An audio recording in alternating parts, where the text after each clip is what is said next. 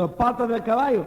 Cuando tú como cristiano estás diciendo que tu conciencia no te condena, tú puedes estar blasfemando contra el Espíritu Santo que tú dices que está dictando en su conciencia. Tú puedes estar diciendo, lo que yo hago, el Espíritu Santo me mandó a hacerlo.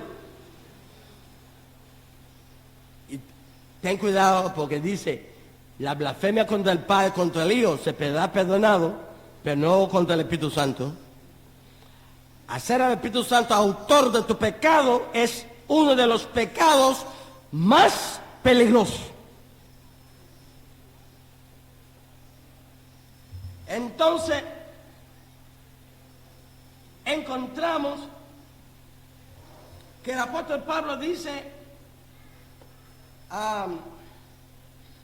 mi conciencia me da testimonio en el Espíritu Santo que tengo con gran tristeza y continuo dolor en mi corazón, porque desearía yo mismo ser anatema, separado de Cristo por amor a mis hermanos, los que son mis parientes según la carne.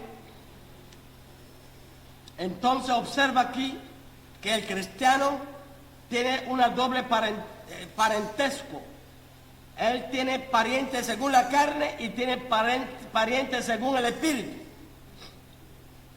Entonces mis parientes según la carne, que son israelitas, de los cuales la adopción, la gloria, el pacto, la promulgación de la ley, el culto y las promesas, a ellos también pertenecen los patriarcas, de los cuales según la carne vino Cristo, el cual es Dios sobre todas las cosas.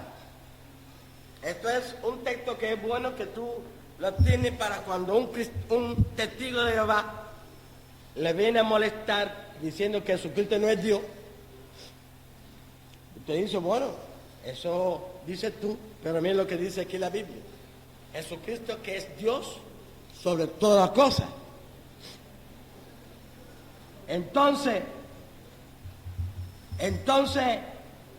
vino Cristo, el cual es Dios sobre todas las cosas, bendito por los siglos. Amén.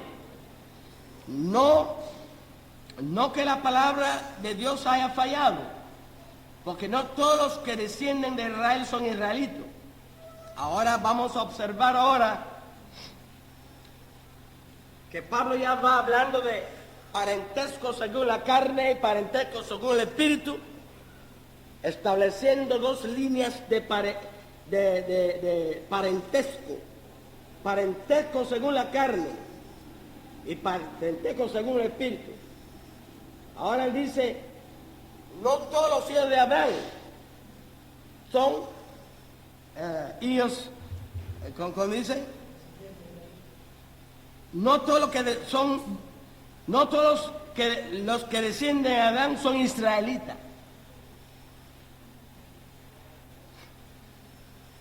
Usted sabe que Abraham tuvo descendientes que no llegaron a tomar el pueblo de Israel, que no llegaron a tomar otro pueblo, que llegaron a ser pueblo pagano. Entonces, Pablo dice, no todos los descendientes de Abraham son,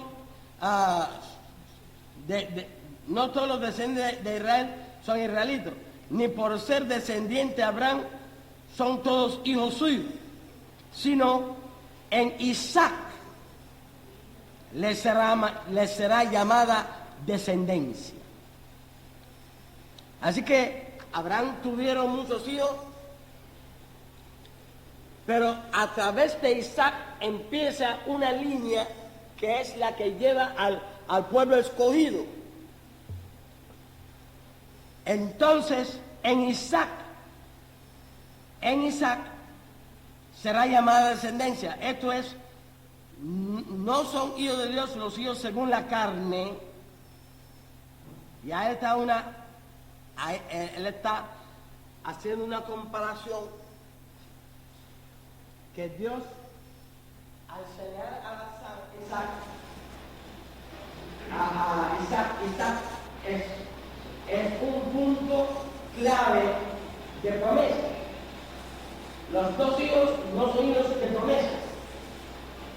Todos los que descienden los más bien no son hijos de promesa. Pero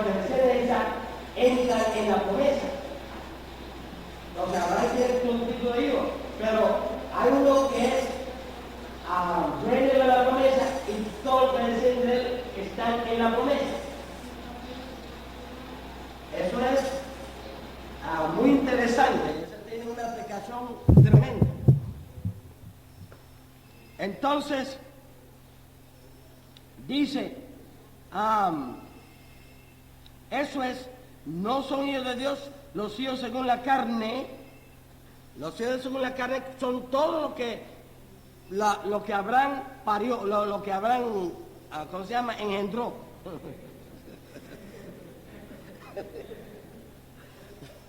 Abraham era un hombre que quería un milagro, pero no era la cual.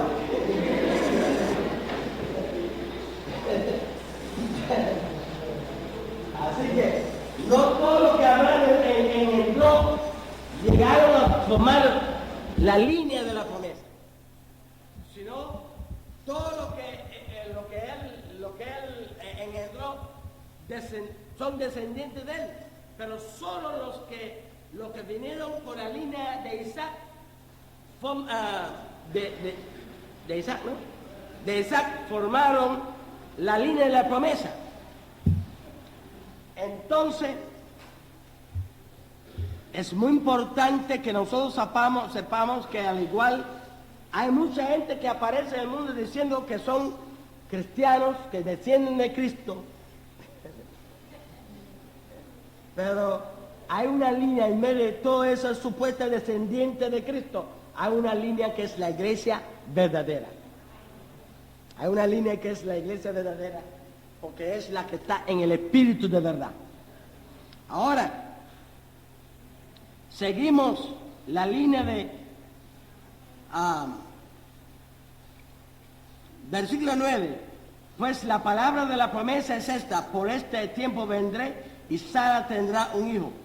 Pero no solo esto, pues también Rebeca concibió de un solo hombre, de Isaac, nuestro padre. No habían aún nacido ni habían hecho aún ni bien ni mal, para que el propósito de Dios conforme a la elección permaneciera no por las obras sino por el que llama.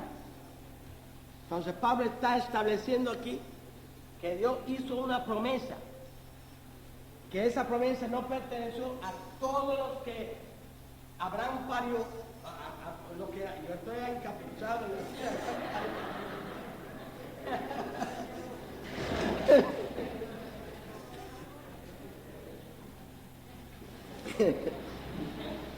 Esa promesa no perteneció a todos los que Abraham engendró, sino Dios había predeterminado que la promesa iba a pertenecer a los que descienden de Isaac. Entonces todos los demás que descendieron de Adán, que no pertenecían a la línea de Isaac, quedaron excluidos de la promesa, y solo los que descendieron de la línea de Isaac forman parte de esa promesa. Es lo que van a llegar a conformar al pueblo de Israel. Entonces, él está diciendo aquí que no era porque Isaac, los descendientes de Isaac no son más bonitos que los descendientes de los otros hijos de Isaac. Los descendientes de Isaac no hicieron ni más proezas que los descendientes de los demás descendientes de Abraham. No tuvieron, desde el punto de vista de moral, un mejor expediente que los descendientes de los otros descendientes de Abraham, que no era de Isaac. Ellos no son un pueblo escogido por su expediente, porque por su expediente moral, porque dice Pablo, no habían hecho ni bien ni mal. Los descendientes de Isaac no habían hecho ni bien ni mal, porque mucho antes de que nazcan, ya Dios había determinado que los descendientes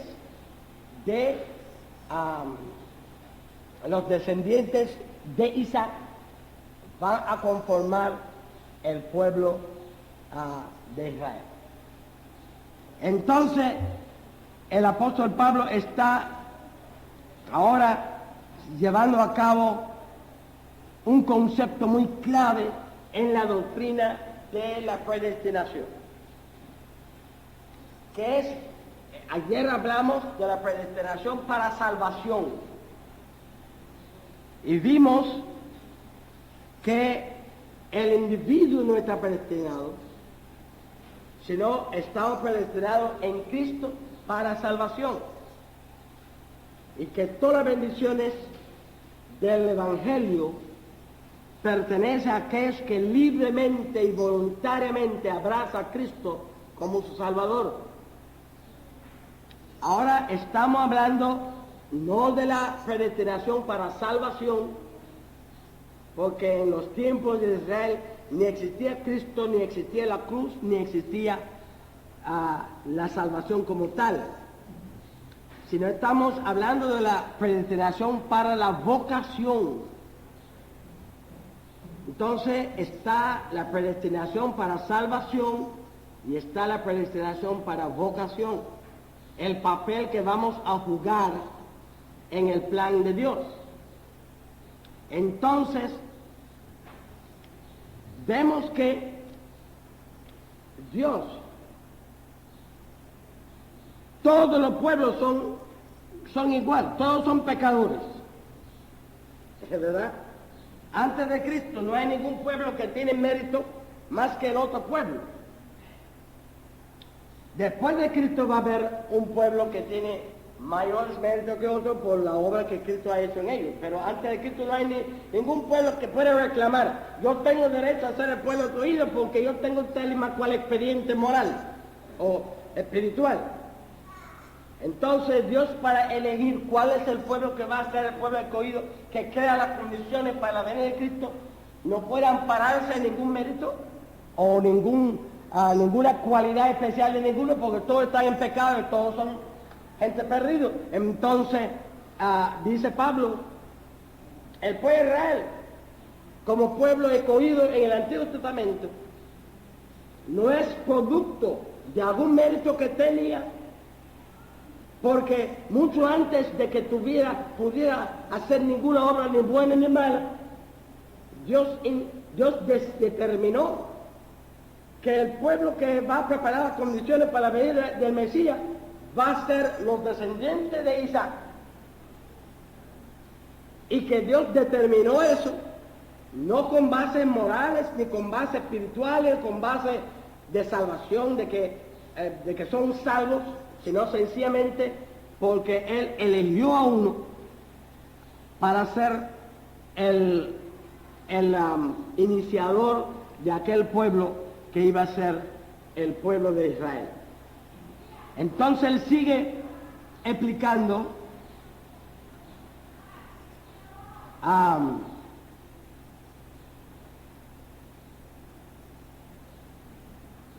versículo 11, no habían aún nacido, ni habían hecho aún ni bien ni mal, para que el propósito de Dios conforme a la elección permaneciera, no por las obras, sino por el que llama. Así que no por las obras que Israel había hecho, sino porque Dios, no pudiendo ampararse en ninguna cualidad meritoria de ninguno de los pueblos, lo determinó soberanamente a partir de su propia elección divina. Entonces, dice el versículo 12, cuando Dios le dio a Rebeca, el mayor servirá al menor, como está escrito, a Jacob amé, más a Esaú aborrecí. Usted no debe entender eso como que Dios odió a Jacob y tuvo un amor parcial hacia, sino sencillamente lo que quiere decir es que escogió a este y no escogió a aquel. Escogió a aquel, pero no escogió, no es que un problema de afecto que tenía con esto y odió a aquel, sino escogí esto y no escogí a aquel otro. Entonces dice, a Jacob amé, más a Esaú aborrecí. Versículo 14, ¿qué pues tenemos? que hay injusticia en Dios de ninguna manera. Pues a Moisés dice, tendré misericordia del que yo tenga misericordia y me compadeceré del que yo me comparezca. Así que no depende del que quiere ni del que corre, sino de Dios que tiene misericordia. Porque la Escritura dice al faraón, ¿no? Para esto mismo te he levantado, para mostrar en ti mi poder y para que mi nombre sea anunciado por toda la tierra. De manera que de quien quiere tiene misericordia y al que quiere endurecer, endurece. Pero me dirás, ¿por qué pues inculpa quien ha resistido a tu voluntad? Pero tú, hombre, ¿qué eres? ¿Quién eres? Para que alterques con Dios. Dirá al vaso de barro al que lo formó, ¿por qué me has hecho así? ¿Acaso no tiene potestad el alfarero sobre el barro para hacer de la misma masa un vaso para honra y otro para deshonra? ¿Y qué? Si Dios, queriendo mostrar su ira y hacer notorio su poder, soportó con mucha paciencia los vasos de ira preparados para destrucción, Él, para hacer notoria las riquezas de su gloria, los mostró para con los vasos de misericordia que había preparado de antemano para gloria. A estos también ha llamado, es decir, a nosotros, no solo de los judíos, sino también de los gentiles. Ahora, recuerden, hermanos, que estamos hablando del pasado de Israel. Estamos hablando de una época antes de existir la era de la gracia. Todo el mundo está bajo sentencia de muerte y no hay ninguno que Dios puede escoger en base de méritos o en base de algún aval, ni espiritual ni moral, para hacer llevar a cabo la vocación de ser el pueblo de Él. Entonces Dios dice que Él está libre para escoger al que Él quiere escoger, porque Él no hay ninguna base ética o moral en la cual Él tiene que escoger alguno especial. Entonces Él tiene que, a cualquier que Él escogiera, existiría la misma situación. Si en vez de escoger a Isaac, escogiera a otra nación o cualquier nación que Él escogiera, estaría en la situación. Todos son pecadores, todos son perdidos, todos están formados en el pecado, vasos preparados por su historia de pecado, por su historia de generación, por su historia moral, inmoral, preparados para hacer lo malo. Entonces Dios no puede ampararse en ningún mérito, en ningún aval de ellos para escogerlo como su pueblo, para llevar a cabo la vocación de ser precursor de Cristo, y por tanto Él tiene que ampararse exclusivamente en su elección suprema, en su elección soberana de cualquier de ellos. Y cualquier que Él escogiera estaría en la misma situación, que Él optó por esto y rechazó lo otro. Y fue una elección soberana de Él como creador, soberana de Él como Rey de Reyes, el Señor de Señores, y no basada en ningún aval de las personas que Él escoge. Nadie puede discutir por qué me escoge, por qué no me escogió a mí, porque ninguno tiene derecho. Como ninguno tiene derecho, porque todos son pecadores, formados y habituados al pecado. Y preparados para ir a por su larga trayectoria en el mal. Y al decir preparada para ella, quiere decir que lo que merecen no es ser elegidos para una vocación como la que hay, sino Preparar para él quiere decir que lo que me decían era la sentencia de muerte. ¿Verdad? Porque su aval, lo que le da derecho no es a tener una elección, sino lo que da derecho a ser destruido. Entonces, si él ahora soberanamente ve un mundo lleno de paganismo y de maldad, que ninguno tiene derecho, ninguno tiene un aval para darle mérito para ser elegido, y él eligió a uno, los demás no pueden decir, bueno, ¿y por qué no me escogió a mí?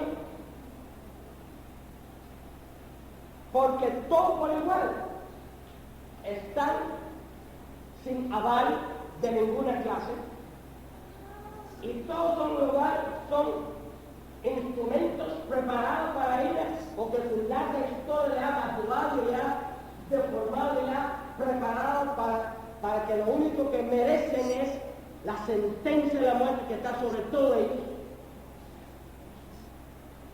Entonces, ellos no pueden decirle a Dios, tú has obrado injustamente porque tú escogiste a aquel para ser pueblo de Israel, a mí no me escogió. Y Pablo está teniendo en mente muy especialmente la familia blanca, no está teniendo en mente el mundo entero lleno del pueblo pagano, porque su argumento es que Abraham tenía muchos hijos que no fueron elegidos. Él decía, muchos descendientes de Abraham no son pueblo de Israel. Y esa es la base de su argumentación. Pero se puede aplicar al mundo entero. Si queremos extender el argumento de Pablo, lógicamente, racionalmente se puede aplicar al mundo entero.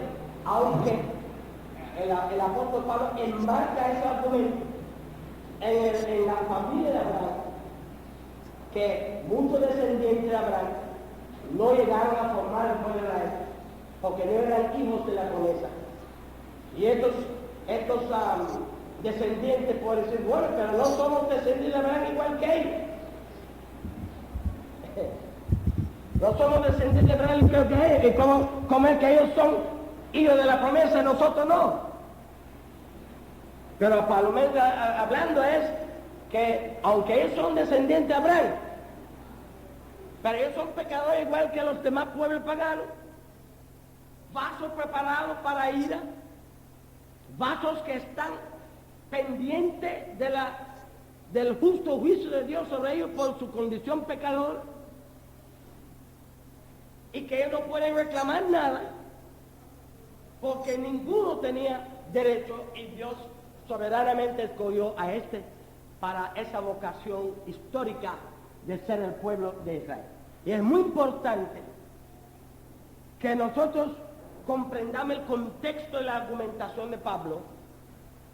En primer término, el contexto no es del mundo en sí, sino de la familia de Abraham. Los hijos de Abraham, que algunos siendo descendientes de Abraham no llegaron a participar de la promesa.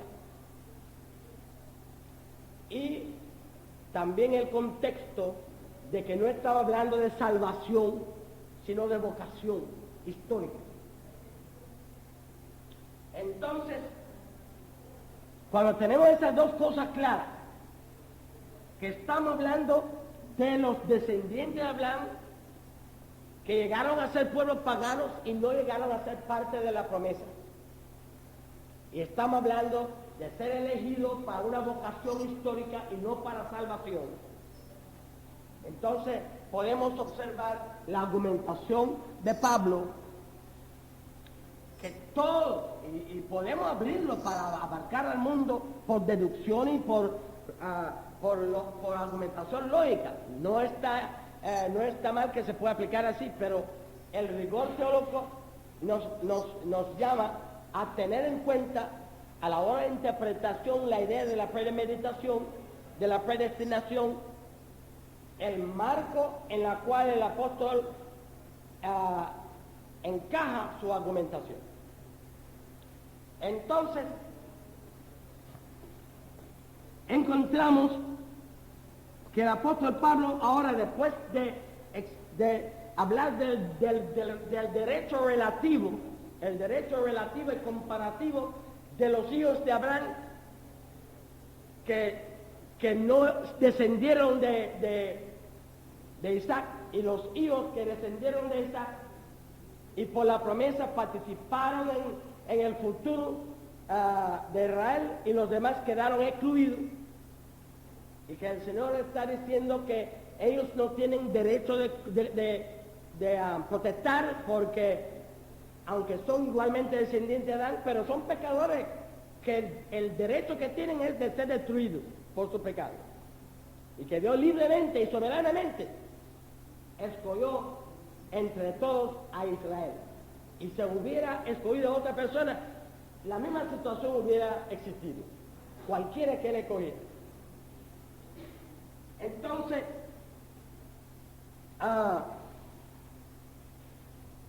Entonces dice,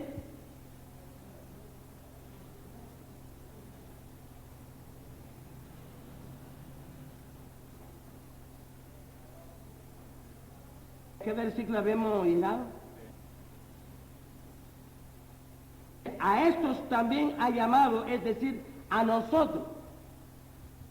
Ahora el apóstol Pablo pasa, el apóstol Pablo aquí en el 24 pasa de los descendientes judíos de la promesa a los descendientes espirituales de la promesa. Pasa de Israel natural a Israel espiritual. Entonces dice en el versículo 24, a estos también ha llamado, es decir, nosotros también somos llamados a participar de la promesa, pero ya en una forma diferente a los descendientes de Isaac. Porque ahora nosotros somos descendientes de Cristo, y Cristo también es un hijo de promesa. Entonces dice, no solo de los judíos, sino también de los gentiles, es decir, que hay una descendencia a partir de Cristo que es multinacional, que no solamente está constituido de judíos, sino también está constituido de gentiles. Entonces, mientras que la descendencia a partir de esa es por sangre, la descendencia a partir de Cristo es espiritual. Y entonces puede participar tanto gentiles como judíos. Entonces dice,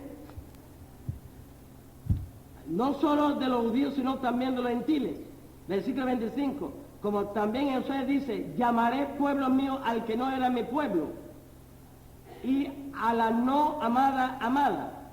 Y en el lugar donde se les dijo, vosotros no sois mi pueblo, ahí serán llamados hijos de Dios viviente.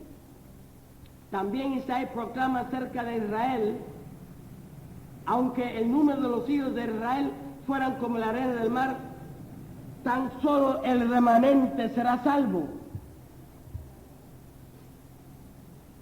Usted sabe, hermanos, que se ha alegado que el reino de Dios no se estableció en la primera venida porque la gente que él no fue masivamente aceptado por el pueblo.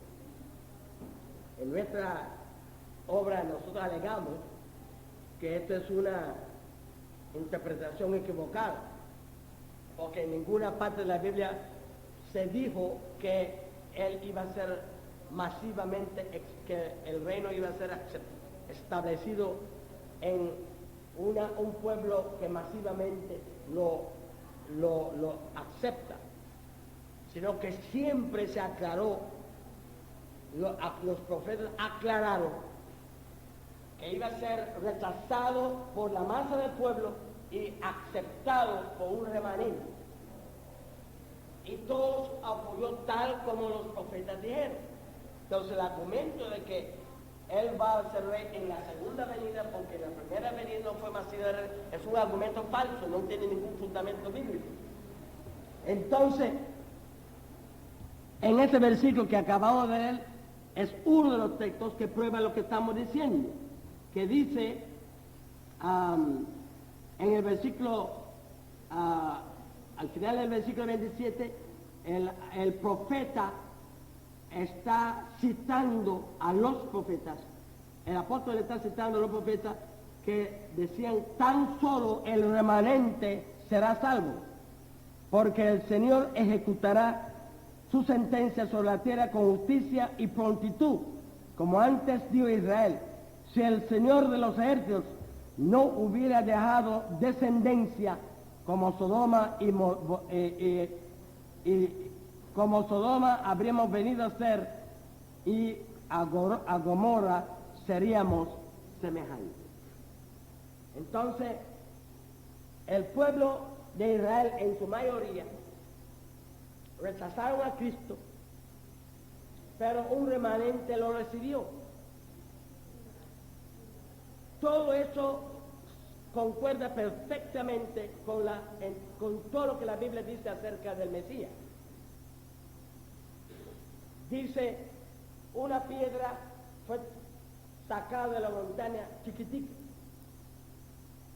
golpeó la imagen que es la sucesión de imperios históricos, y creció hasta que llenó la tierra. Que ese no es un reino que Cristo llegó y implantó en el mundo su reino. Eso no existe en la Biblia. Siempre es un inicio pequeño, humilde, que va creciendo hasta alcanzar proporciones globales. Crece desde este remanente del cual habla aquí. Entonces va creciendo. Las mismas palabras del propio Cristo, que es el fundador de la iglesia, lo plantea exactamente igual. El reino no llega porque Él llegó y implantó un reino global, sino es una grano de mostaza que va creciendo hasta que a lo largo de su desarrollo histórico se hace un árbol grande, dando albergue a las naciones. También es un pequeño puntico en una masa, y va leudando la masa a lo largo de su desarrollo histórico hasta en la víspera de la segunda venida ha llegado a leudar toda la masa. Y así sucesivamente en todas las manifestaciones acerca del Mesías y su obra, empieza de forma humilde y tiene un desarrollo histórico para llegar a su plenitud. Entonces, Isaías dice: ¿y quién ha creído en nuestro anuncio? Está hablando de la incredulidad de la gente frente al Mesías. No quieren creer. ¿Y sobre el brazo de quién está el brazo del Señor manifestado? Quiere decir que el personaje del Mesías no parece verosímil ante la gente de que el brazo de Dios está sobre él. La gente no cree que sobre esa persona que está ahí, el brazo de Dios está sobre él.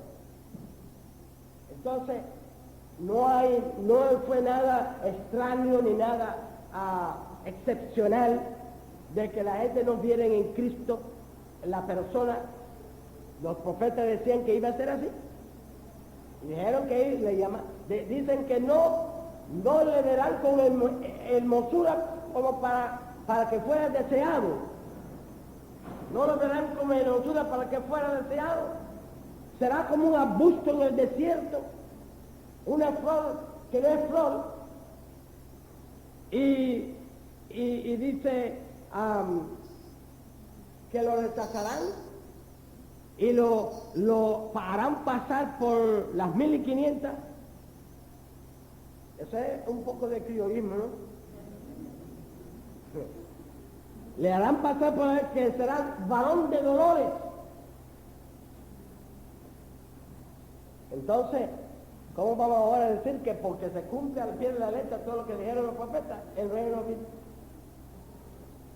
Pero si nosotros ponemos al lado de lo que dicen los teólogos, de que el reino no vino porque pasó eso, lo que dijeron los profetas que iba a pasar, Entonces vamos a poner la palabra del fundador del cristianismo, que mirando a ese remanente chiquito, le dijo: no temáis manada pequeña, porque al Padre le ha placido daros el reino. Y como nosotros respetamos más las palabras del fundador del cristianismo que la palabra de los teólogos, para nosotros esto va. Ahora, encontramos que en este capítulo 9 vemos el pasado de Israel, su llamamiento en una época en que no hay salvación, no hay nadie que es hijo de Dios en el sentido cristiano de la palabra. Todo el mundo está en la paganidad, que Dios quiere llamar a un pueblo a la vocación de ser la que crea el contexto para la venida del Mesías. No había ningún pueblo en que podía presentar un aval que le dé derecho de ser ese pueblo. Y Dios tenía que hacer una llamada a partir de su supremacía, y decir tú. Y nadie más puede protestar, porque ninguno tenía derecho, y todos lo que tenían era la expectativa del juicio de Dios sobre ellos por su pecado, porque eran vasos preparados para juicio. Entonces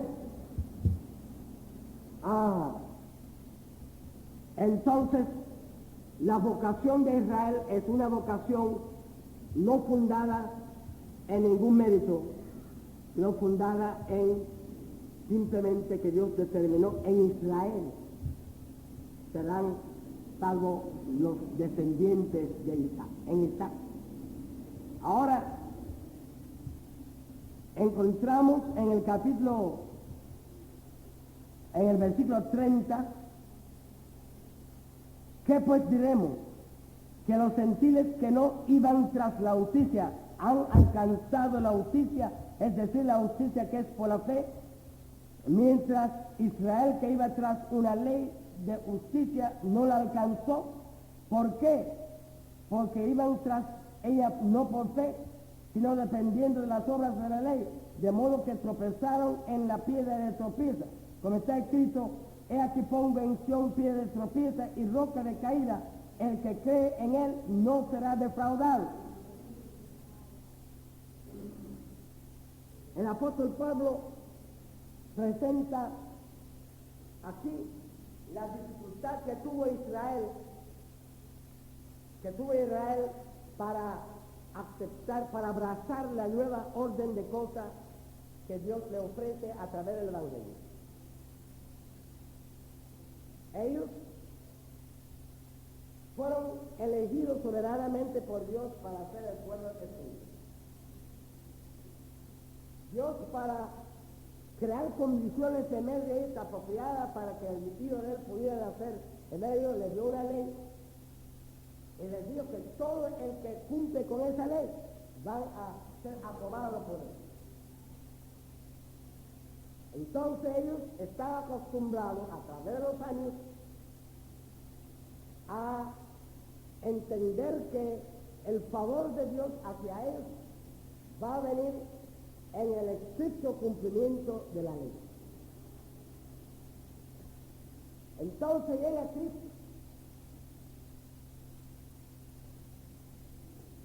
y Cristo dice: ahora yo voy a levantar a un pueblo de personas que son salvos,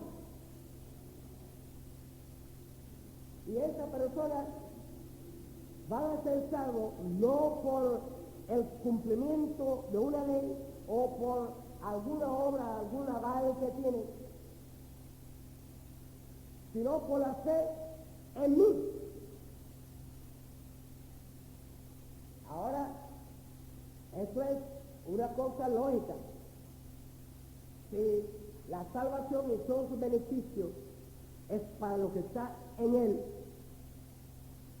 entonces la salvación es por la fe en él. Porque si Cristo no ha elegido al individuo a la salvación, si no ha vivido la salvación, todo lo que está en él, entonces la salvación es la elección de él. Todo el que elija a Cristo como su Salvador es salvo. Entonces, pero ellos están acostumbrados no a ser pueblo de Dios porque ellos eligen a una persona, sino están acostumbrados a ser pueblo de Dios porque guardan la ley y cumplen el pacto de la Torá.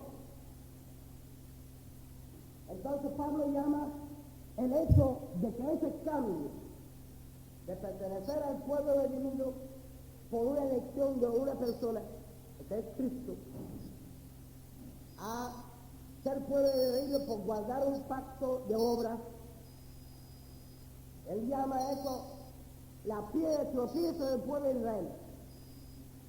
Le fue difícil a Israel brincar del viejo sistema de luchar por guardar todas las obras prescritas por la ley para ser pueblo de Dios, a ser pueblo de Dios, porque estamos constituidos en pueblo de Dios por la elección libre de cada individuo. Tener fe en Cristo es elegir a Cristo, ¿verdad? Elegir a Cristo como nuestro Salvador. Es una idea un poco contradictoria. Allá Dios me elige a mí, aquí yo elijo a Dios. ¿Te das cuenta? Allá Dios me elige a mí, aquí yo elijo a Dios y digo, sí Señor, Dios cree en ti, yo confío en ti, yo te acepto como mi Salvador. El judío encontró eso un poco tocante, un poco difícil asimilar. Y Pablo dice que esto fue una piedra de tropiezo para él. Entonces, eso quiere decir. Entonces, hermano, vamos a decir, hermano, que ese pie de tropiezo sigue, porque hay mucha gente que todavía están dando cabezazos contra ese hecho.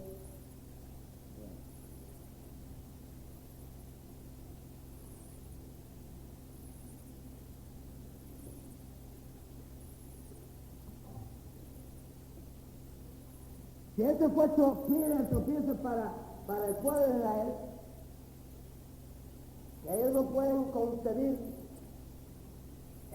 concebir que pasamos del cuadro de que Dios eligiendo a un pueblo soberanamente para ser suyo y la elección individual no tiene ningún espacio, nada más que hay que cumplir la ley.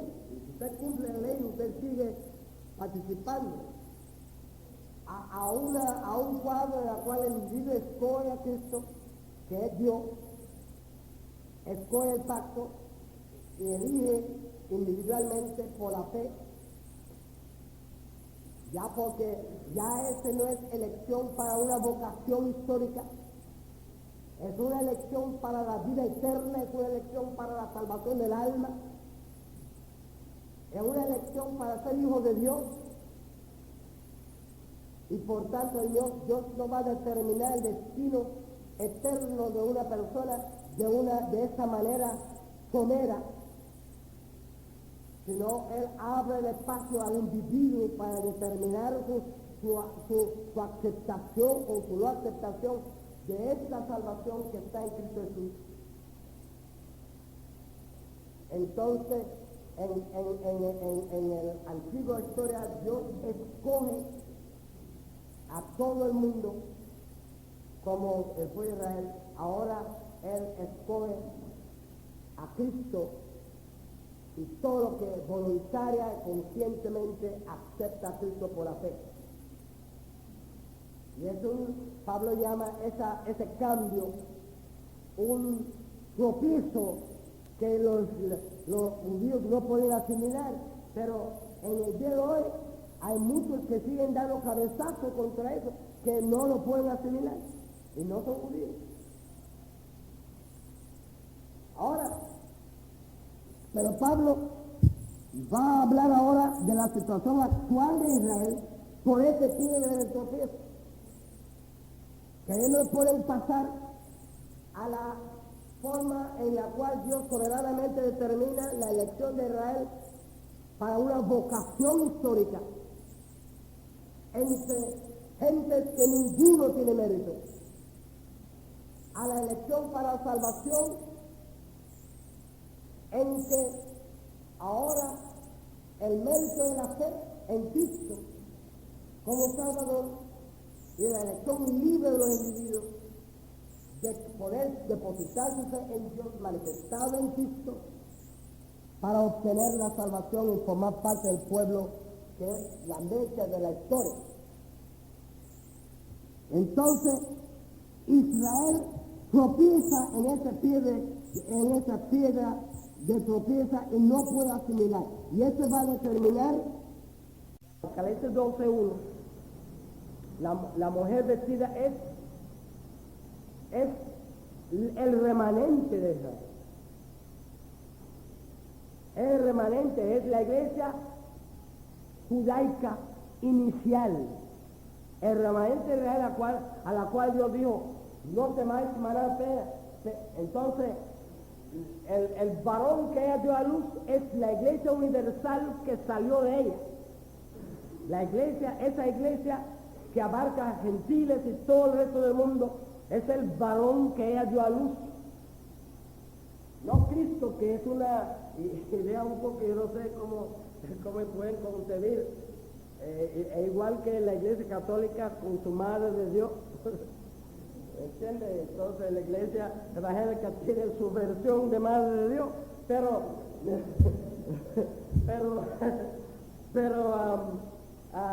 dejemos eso. No sé cómo puede acomodar eso en la mente, pero nosotros entendemos, hermanos, que la mujer esa es la manada pequeña de la cual todos los profetas hablaron que era quien iba a aceptar al Mesías. Eso es la manada pequeña que recibió el Evangelio, entre ellos se constituyó el reino de Dios, se constituyó la primera iglesia. Y entonces ella está pregnada. Entonces, está pregnada, ¿sí? Preñada. Está preñada de la iglesia universal, ya no limitada a los judíos, sino es una iglesia multinacional de hijos de Dios que va a salir de ella. Entonces, encontramos que la actitud hacia la salvación por la fe, la actitud hacia la elección personal de la salvación por la relación personal con Cristo, va a determinar los judíos que rechazan y los judíos que aceptan.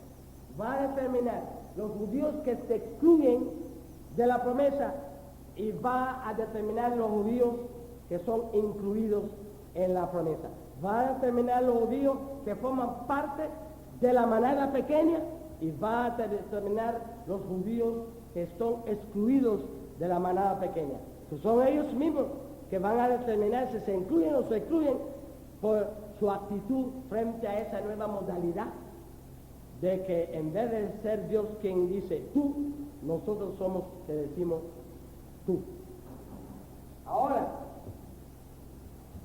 entonces encontramos que Pablo ahora en el capítulo 10 dice, hermanos, ciertamente el anhelo de mi corazón y mi oración a Dios es por la salvación de Israel, porque yo soy testigo de que tienen celo por Dios, pero no conforme al verdadero conocimiento, ignorando la justicia de Dios y procurando establecer la suya propia, no se han sujetado a la justicia de Dios. Es decir, la justicia antigua basada en la elección soberana de Dios sobre sus vidas, condicionada por su cumplimiento estricta por la ley. Ellos quieren continuar sobre esa base y no quieren ahora pasar a la nueva base de la justicia de Dios, que está basada en la elección personal de cada individuo por la fe a Cristo, para formar parte de un pueblo que no está constituido de una manera somera por Dios, sino nosotros nos incluimos o nos excluimos por nuestra actitud personal frente al condicionamiento de la fe. Entonces dice, Israel no quiere pasar a la justicia de Dios, él quiere mantener su propia justicia. Es decir, la justicia antigua ya no es justicia de Dios. Ellos piensan que están insistiendo en una justicia que es de Dios. Y efectivamente, era de Dios cuando estaba vigente. Era de Dios cuando estaba vigente. Pero como ya no está vigente, insistir en continuarla, está practicando tu propia existencia, porque ya Dios cambió las reglas del juego. Entonces Dios cambió las reglas del juego y tú sigues insistiendo, aunque en aquel tiempo era de Dios. Pero si tú ahora insistes en querer vivir de acuerdo con eso, en vez de vivir de acuerdo con la nueva regla de Dios, entonces eso que era de Dios, ahora es tu propia justicia, no de Dios. Entonces dice, ellos quieren tener su propia justicia, ignorando la justicia de Dios y procurando establecer la suya propia, no se ha sujetado a la justicia de Dios, pues el fin de la ley es Cristo. Vuelve a aparecer el tema nuestro, que la meta de la historia no era Israel, la meta de la historia era Cristo en la iglesia. Y el fin de la ley, el propósito de la ley, la finalidad de la ley, no era establecer un sistema de elección divina para el mundo entero en la cual el individuo no tiene participación, sino era una situación coyuntural en la cual Dios, para crear las condiciones para el Mesías, tuvo que acudir a esa metodología para establecer el pueblo de Israel con una vocación histórica para traer a Cristo al mundo. Pero ahora la meta de la historia es dar a cada individuo la opción de salvarse o no salvarse a través de su actitud de fe frente a Cristo. Entonces, el fin de la ley es Cristo. Entonces dice, versículo 4, el fin de la ley es Cristo para justicia a todo aquel que cree. No todo aquel que sabe que Dios eligió a un pueblo y dio a un pueblo una ley que cumplir y hay que cumplirlo para estar en la promesa, sino es un pueblo que está en el pueblo porque cree. Entonces dice, versículo 5, Moisés escribe así de la justicia que es por la ley. El hombre que haga esta cosa vivirá por ella, pero de la justicia que es por la fe, dice, no digas en tu corazón como quien subirá al cielo, esto es para traer abajo a Cristo, quien descenderá al abismo, esto es para hacer subir a Cristo de entre los muertos. Pero ¿qué dice? Cerca de ti está la palabra en tu boca, en tu corazón. Esta es la palabra de fe que predicamos. Si confiesas con tu boca que Jesús es el Señor y crees en tu corazón que Dios lo levantó entre los muertos, serás salvo. Aquí está la kit de la cosa. Allá tú eras parte del pueblo por la sangre que corría en tus venas. Y por la sangre que corría en tus venas, tú eras ya parte del pueblo y tú naciste miembro del pueblo. Y si tú cumpliste todos los reglamentos establecidos por el pacto, entonces sigues como miembro del pueblo. Entonces la obra era para conservarse en el pacto, conservarse en el pacto y conservarse. Tú no tenías elección ninguno de la entrada, pero tú tenías elección si salía o no salía del pacto. aquí tú tienes elección para entrar.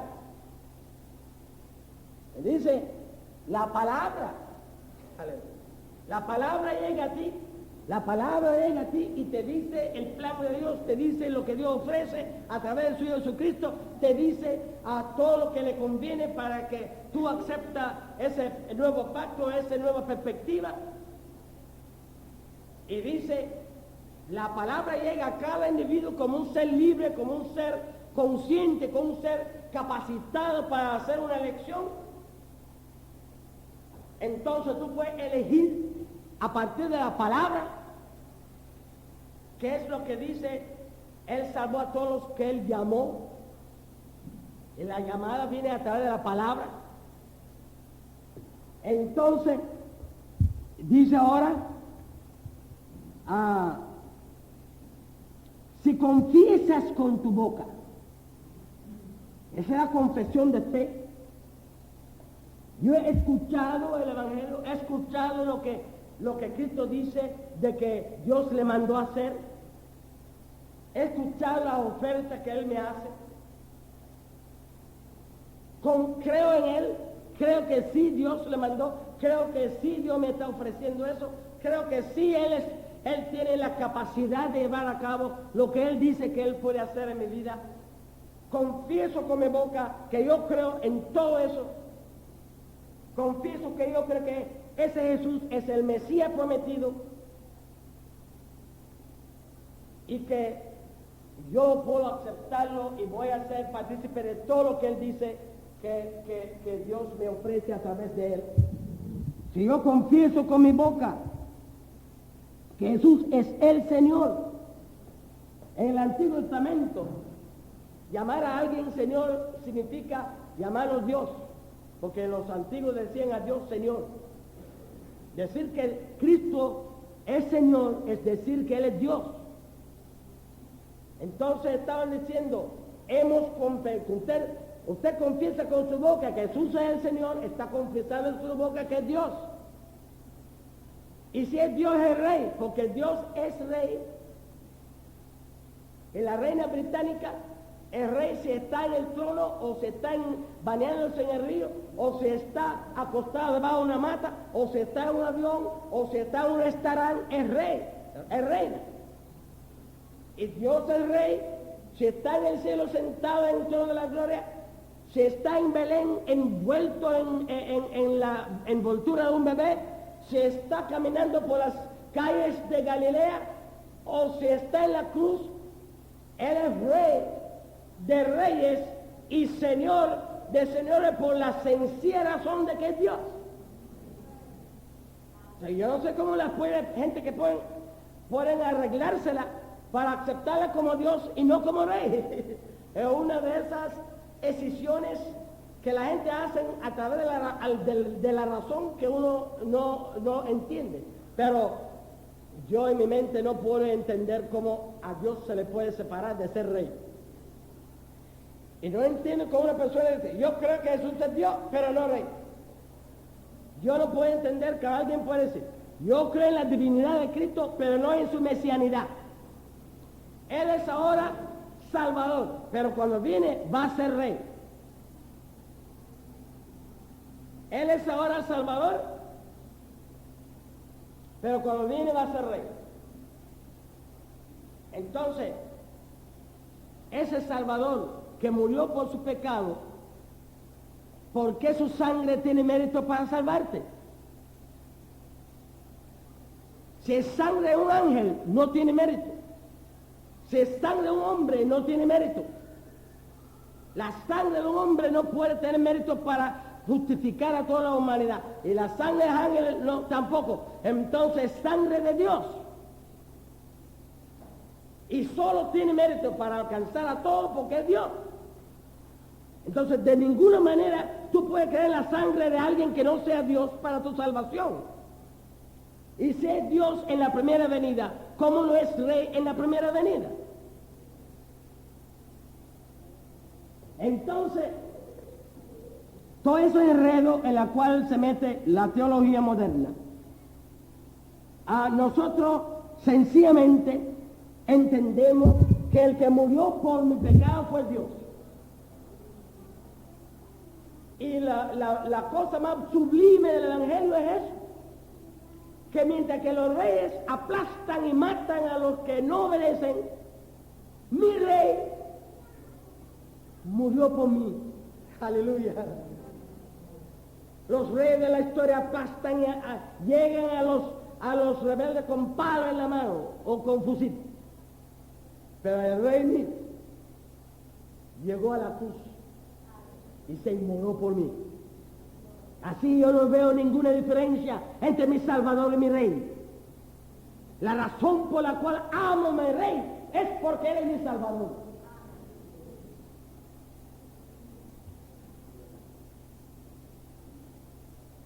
Entonces, encontramos que dice que nosotros llegamos a participar en la promesa, a participar en el reino, a participar en la iglesia, a participar en el nuevo pacto por confesión personal de nuestra actitud asumida personalmente ante la persona de Jesús, aceptando y confesando que creemos que Él es el Mesías, creemos que Él es el Señor, creemos que es Dios y por Dios es Rey, y creemos que al ser el Dios y el Rey que se inmoló en la cruz, su sangre tiene méritos para todo el mundo. Entonces, si confiesa con tu boca que Jesús es el Señor y cree en tu corazón que Dios levantó de entre los muertos, será salvo. Porque con el corazón se cree. Así que usted ve que usted llega a la salvación no por una soberana elección, sino porque te cree en tu corazón. Porque tú crees en tu corazón que Dios, porque con el corazón se cree para justicia y con la boca se confiesa para salvación. Entonces, dice en el versículo 11, la Escritura dice, todo aquel que en él cree no será defraudado, porque no hay diferencia entre judío y griego, pues el mismo que es Señor de todos es rico para con todos los que lo invocan, ya que todo aquel que invoca el nombre del Señor será salvo.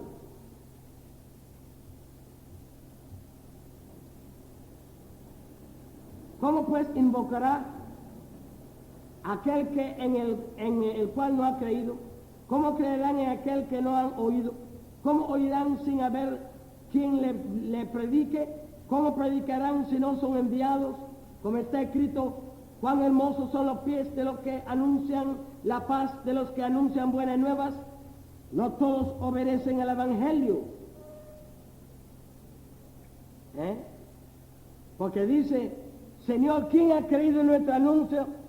Y así que la fe es por el oír, y el oír por la palabra de Dios. Pero yo pregunto, ¿acaso no han oído antes bien? Por toda la tierra ha salido la voz de ellos y hasta los fines de la tierra su palabra también preguntó. ¿No ha conocido esto Israel?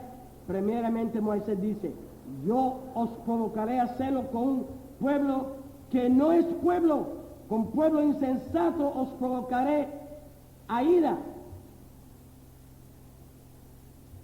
E Israel dice resueltamente, fui hallado por los que no me buscaban, me manifesté a los que no preguntaban por mí.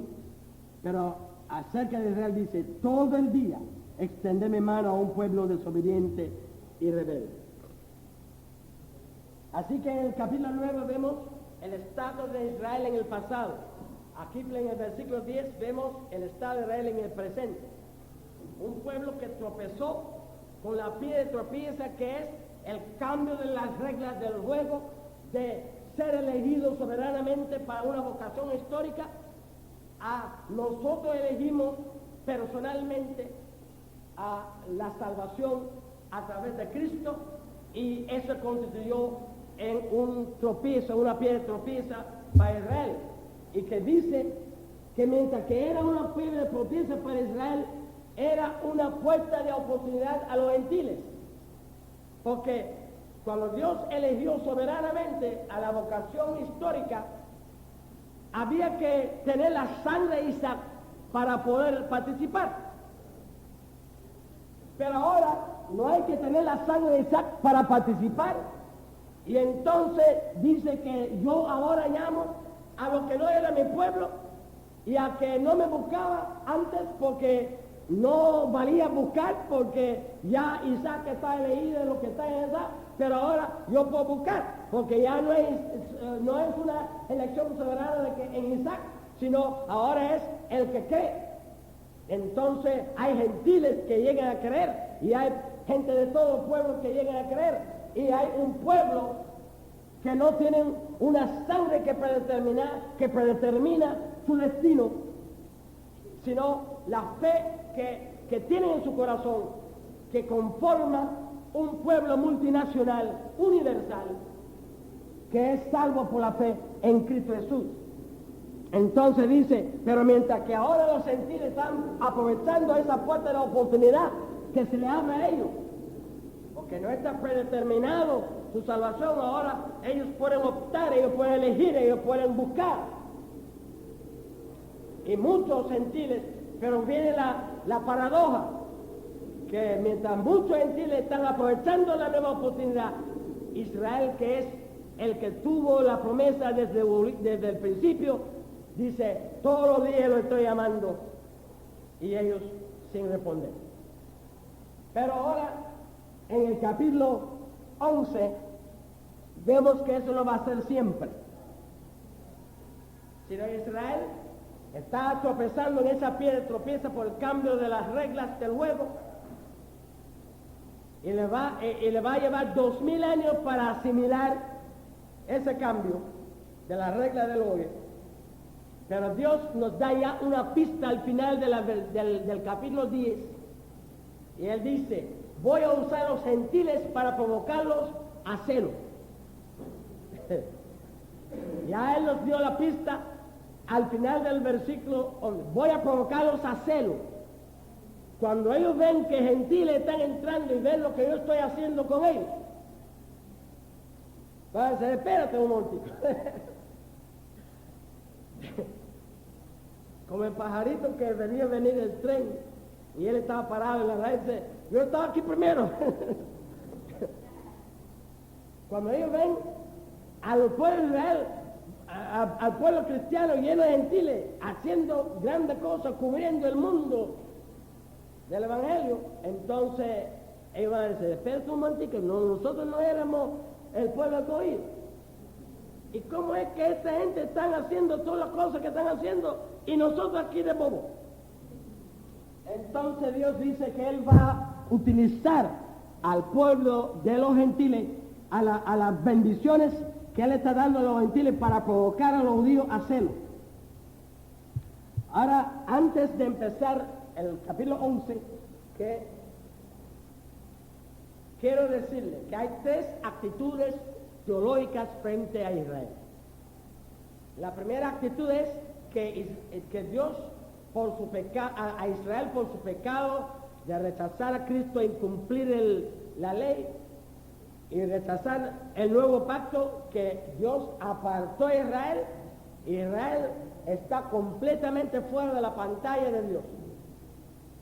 Esta es una de las actitudes. La otra actitud es que Israel es el pueblo escogido final, no el pueblo escogido coyuntural, sino el pueblo escogido final, que es el reloj de la historia con que Dios determina todo en la historia, y que al final el triunfo histórico es el triunfo de Israel. La tercera postura, que es la que nosotros creemos que es la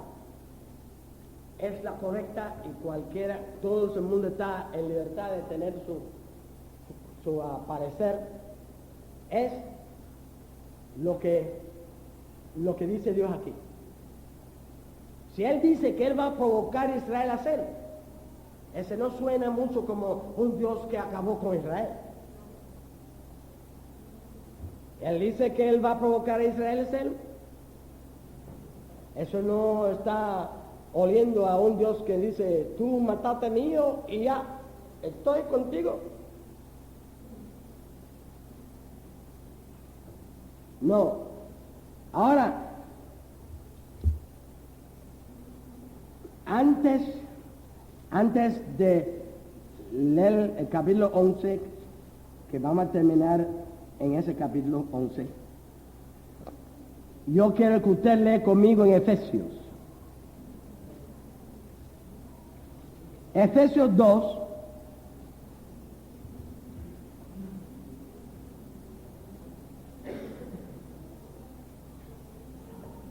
Efesios 2, ahí vamos a leer unos versículos que nos dice lo que dice Dios, no los teólogos.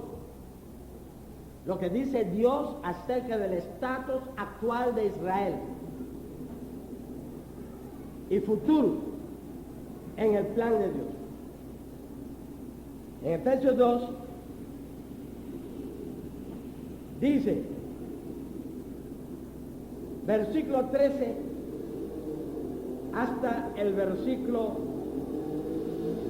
18.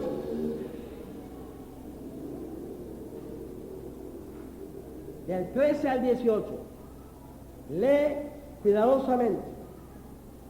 Ahora, en Cristo Jesús, vosotros que en otro tiempo estabais lejos, habéis sido hechos cercanos por la sangre de Cristo. Él es nuestra paz, que de ambos pueblos hizo uno. A mí me parece que yo no soy un experto en castellano. Los expertos son ustedes en castellano. Pero tengo una vaga idea de que ambos pueblos quiere decir gentiles, judíos. Y que en el plan de Dios no aparece gentiles y judíos, sino que en el plan de Dios aparece pueblo cristiano constituido de gentiles y judíos. Eso es a mí lo que me parece que esta palabra me autoriza a pensar. Ahora vamos a leerlo de nuevo y seguir. Dice, pero ahora en Cristo Jesús, vosotros que en otro tiempo estabais lejos, que dice en otro tiempo, pero ahora no, porque la puerta de oportunidad de que ya no es por sangre preelegido por Dios, sino es por elección personal. Todos nosotros pudimos tener un chance de entrar en el pacto. Ahora dice, ahora en Cristo Jesús, vosotros que en otro tiempo estabais lejos, habéis sido hechos cercanos por la sangre de Cristo. Él es nuestra paz, que de ambos pueblos hizo uno, derribando, ahora usted va a ver una cantidad de calificativos categóricas aplicado a la cuestión de la división psicológica, mental, teológica, como usted lo quiere cantar, de Israel y judíos.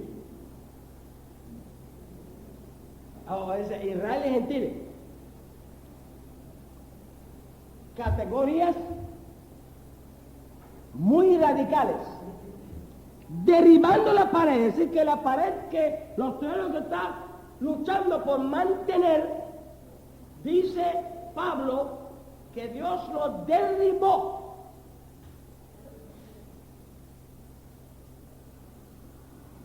Derribando la pared intermedio de separación. ¿Cuál es la separación? De gentiles y judíos. Que esa separación, que fue coyuntural, Dios la derribó. Ahora, dice en el versículo 15, otra palabra categórica. ¿Cuál es? Aboliendo. Abolir es un acto de un personaje oficial que a través de un decreto oficial llega a dictaminar la completa desautorización de algo. Entonces, quiere decir que Dios al abolir ha desautorizado divinamente la enemistad en la carne implantada por la ley y que ya Dios lo desautoriza. Dice al final del versículo 15, para creer en sí mismo. Es decir, que Dios crea en sí mismo, en su persona histórica llamada Jesucristo, un nuevo hombre. ¿No es así? Un nuevo hombre. Hombre ahí es enérico. Un hombre enérico, no es individual. Es decir, un nuevo pueblo constituido de varios pueblos. Él ha creado en sí mismo de los dos pueblos un solo y nuevo hombre, o es un solo y nuevo pueblo,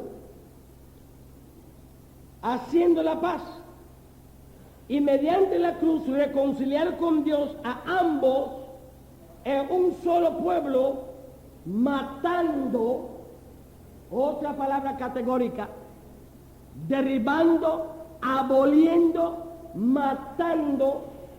Es decir, a veces usted derriba a un oponente, pero queda con vida. Queda con vida para levantarse y darse el culto de gracia. Pero en este caso, el derribado no tiene posibilidad de volverse a surgir. Porque fue derribado, fue abolido y fue matado. Entonces esa pared, Dios está utilizando este lenguaje para hacernos ver que Él no tiene la más mínima intención de que en el futuro vuelva a surgir. Entonces, aboliendo, matando en ella la enemistad, vino anunciando las buenas nuevas de paz a vosotros que estabais lejos, a los que estáis cerca, porque por medio de Él, los unos y los otros, tenemos entrada por un mismo espíritu al Padre. Bien. Entonces, vamos ahora al capítulo 11,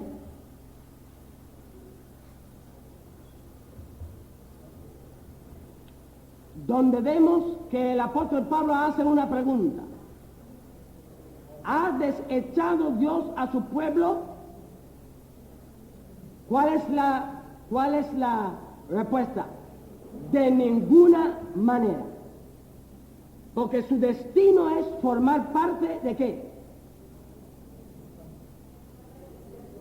Porque si Dios abolió la pared intermedia y ha hecho de los dos pueblos un nuevo pueblo, que es el pueblo cristiano, entonces ¿cuál es el destino de Israel? Formar parte del pueblo cristiano. Ahora, ¿ha desechado Dios a su pueblo? De ninguna manera. Ahora dice,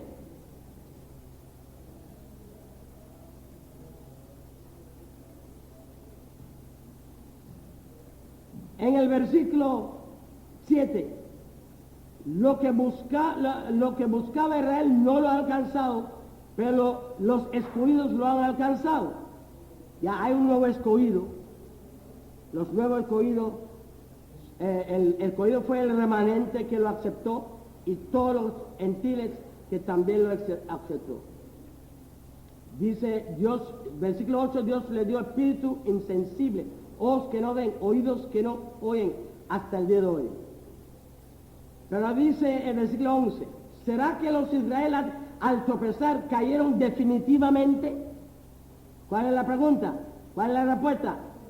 De ninguna manera. Al contrario, debido a su transgresión vino la salvación a los gentiles, a fin de provocarlos al celo.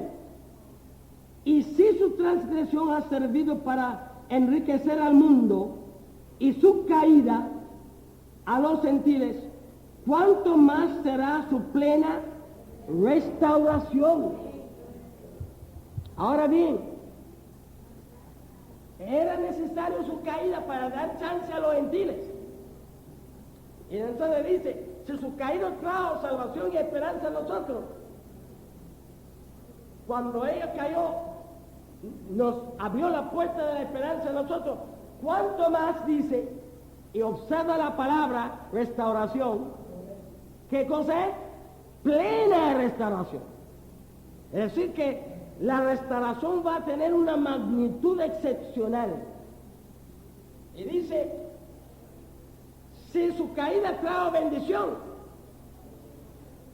el evento histórico de su resurrección también dice, ¿cuánto más? ¿Cuánto más? Es decir, la repercusión en el mundo de la apertura a los gentiles por medio de la caída de Israel fue tan poderosa que hizo surgir una iglesia universal. Entonces, cuando ella dice cuánto más, cuando es restaurada, así que va a haber una repercusión internacional, va a haber una repercusión histórica, va a haber una repercusión mundial, global, de aquel evento por la medio del cual Israel alcanza la salvación y alcanza, porque su restauración tiene que ser a través del Evangelio. ¿Por qué tú crees que todo ese lío está formado en el Medio Oriente? Es porque su restauración tiene que ser espiritual. Entonces, mientras que ella no está preparada para recibir a Cristo, ella va a tener este lío ahí. Porque si Dios quita ese lío que ella tiene ahí en Israel, vuelven a levantar el templo, vuelven a poner el altar, vuelven a armar el viejo sistema mosaica, y una vez que hacen eso, ¿quién le quita eso? Dios ha metido ese lío ahí porque ella no puede, cuando ella sea restaurado, no va a ser para restaurar el viejo sistema, porque dice, ese muro ha sido abolido, derribado y matado. Y por tanto, cuando ella sea restaurado, tiene que ser espiritual. Y Dios le va a mantener este lío que ella tiene ahí, para que ella no puede levantar de nuevo aquel viejo sistema. Él lo va a mantener ahí sin que ellos puedan poner en efecto el viejo sistema, hasta cuando está creado las condiciones para incorporarse al pueblo de Dios por medio de la salvación. Entonces, dice,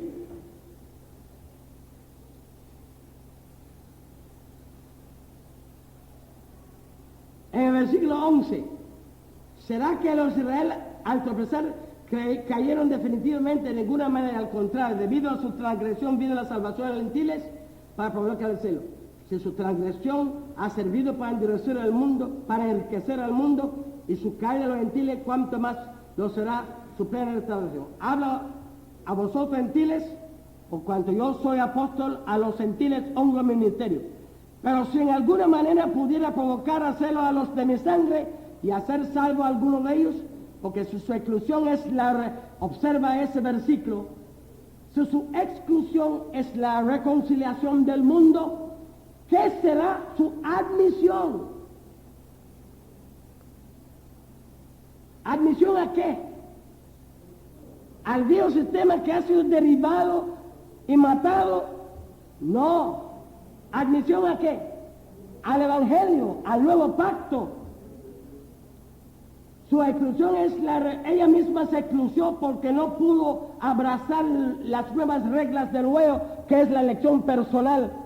No lo pudo abrazar, estaba acostumbrado al viejo sistema de ser pueblo por elección soberana. Entonces, ahora su admisión quiere decir que ella al final llega a reconocer que hay que hacer una opción personal. Entonces, porque su admisión si será vida, observa eso, vida de los muertos. Es decir, Dice, la primera vez trajo salvación, pero vida, esta vez va a traer vida. ¿Por qué? Porque cuando viene ese evento extraordinario de la salvación a los israelíes, ¿cómo va a estar la iglesia universal? En un estado de apostasía, de mortandad espiritual. Ya eso es la situación que tenemos en el mundo, en la iglesia cristiana. Hay una apostasía, hay una decadencia, una muerte espiritual. Entonces, ese evento en el cual Dios toma, y yo digo que la salvación de Israel, la salvación de Saulo de Tarso es un tipo de la salvación de Israel. Saulo de Tarso, obstinado, terco, enemigo, arremetiendo a los cristianos, y de pronto Dios se encuentra con él, le tumba, aquel hombre se vira y entonces se pone al frente de la obra misionera. Y entonces eso es un tipo bíblico del futuro de Israel. Israel terco, obstinado, inferno, arremetiendo a Cristo y al Evangelio a la iglesia, pero de pronto Dios se encuentra con él en la historia, y Israel vira para atrás y se pone al frente, y como dice la profecía, de Sion salía la ley, pero saldrá la ley, pero no la ley de Moisés, la ley de Cristo, aleluya.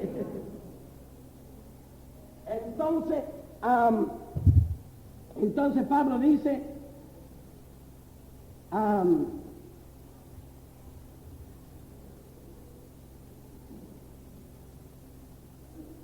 entonces dice en el versículo 17, si alguna de las ramas fueron desgadas y tú siendo olivo verde has sido injertado en lugar de ellas, has sido hecho partícipe de la raíz de la rica savia del olvido, no te actas contra la rama, si te actas recuerda que no sustenta tú a la raíz, sino a la raíz a ti. Entonces dice en el versículo 21, porque si Dios no perdonó a las ramas naturales, a ti tampoco te perdonará. Dice en el versículo 23, y aún ellos si no permanecieren en la credulidad, serán ¿qué? Injertados. Pues poderoso es Dios para volverlos a injertar. Si tú fuiste cortado del que por naturaleza es olivo silvestre y contra la naturaleza fuiste injertado en el buen olivo, cuanto más estos que son las ramas naturales serán injertados en su propio olivo. No quiero, hermanos, que ignoréis este misterio para que no seáis arrogantes en cuanto a vosotros mismos. El endurecimiento de una parte de Israel durará hasta que haya entrado la plenitud de los sentidos. El endurecimiento, en una versión dice el endurecimiento de Israel en parte. Aquí dice de una parte de Israel. Ahora, es decir, un remanente creyó, pero el resto no creyeron. Pero dice, lo interesante es que dice, este endurecimiento durará hasta que llegue la plenitud de los gentiles. Y este hasta que quiere decir que no va a ser un endurecimiento permanente, va a ser un endurecimiento que durará hasta un punto histórico. ¿Cuál es el punto histórico? Cuando llegue la plenitud de los gentiles. ¿Cuál es la plenitud de los gentiles? Es el tiempo que Dios ha dado, la oportunidad que Dios ha dado a los gentiles para ser ellos los portadores del Evangelio en el mundo.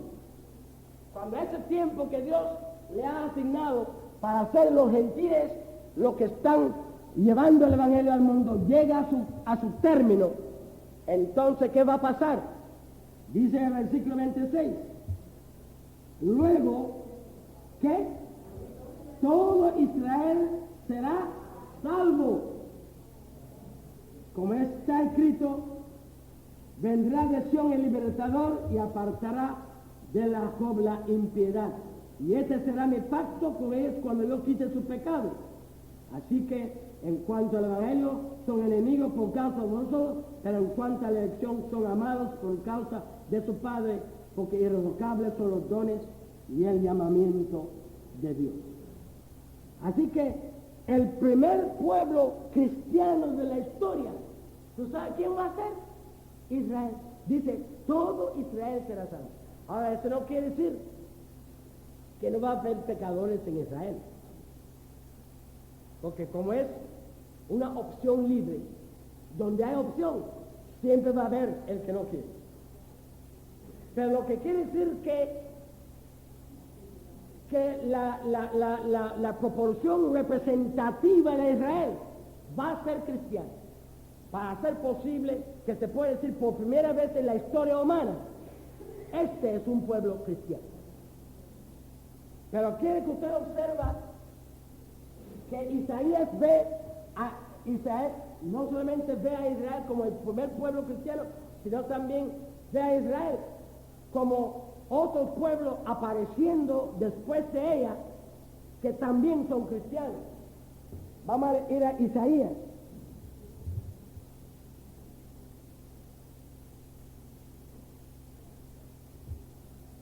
Uno al 3. Y observa que Israel se convierte en una época en que el mundo está en crisis. Y dice, levántate, resplandece, porque ha venido sobre ti la gloria de Jehová y ha nacido sobre ti. Porque es aquí que tinieblas cubren la tierra y oscuridad las naciones. Mas sobre ti amanecerá Jehová y sobre ti será vista su gloria. Entonces, después que lleva la luz del Evangelio a Israel, ¿qué pasa a otras naciones? Andarán las naciones a tu luz y los reyes al resplandor de tu amanecer. Así que el amanecer espiritual de Israel va a traer también un amanecer espiritual a muchas naciones de la tierra. Ella va a surgir como la primera nación completamente cristiana y ella va a ser el precursor de otras naciones que serán también plenamente cristianas. Entonces ahora dice versículo 30 en